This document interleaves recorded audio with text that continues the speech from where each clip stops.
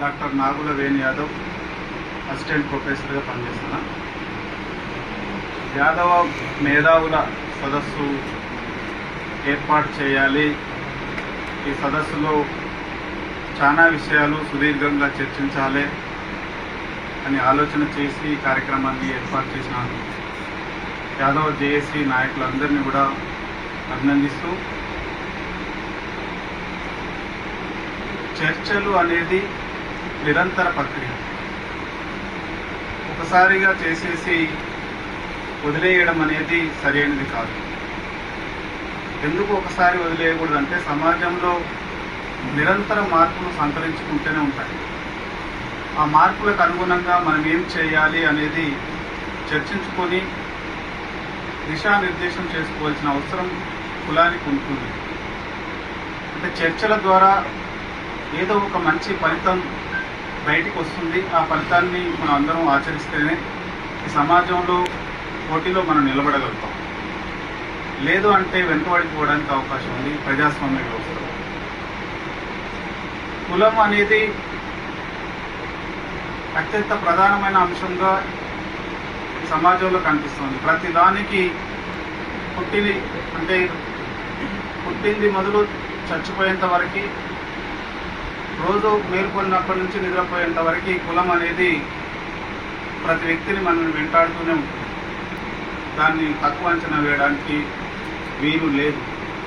అది చాలా శక్తివంతమైన కారకంగా ఈ సమాజంలో పనిచేస్తూ ఉంది.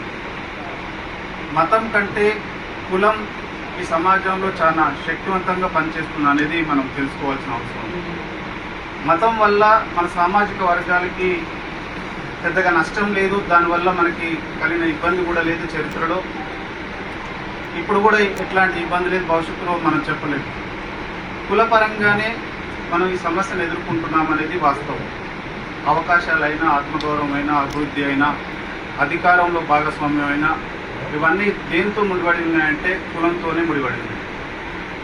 ఈ కులాన్ని తక్కువ అంచనా వేయడానికి వీలు లేదు. కుల ప్రాతిపాదికనే సమాజం నిర్మితమై ఉన్నది. కులం బేస్గానే ఇంకా కొన్ని సంవత్సరాలు కొనసాగుతుంది.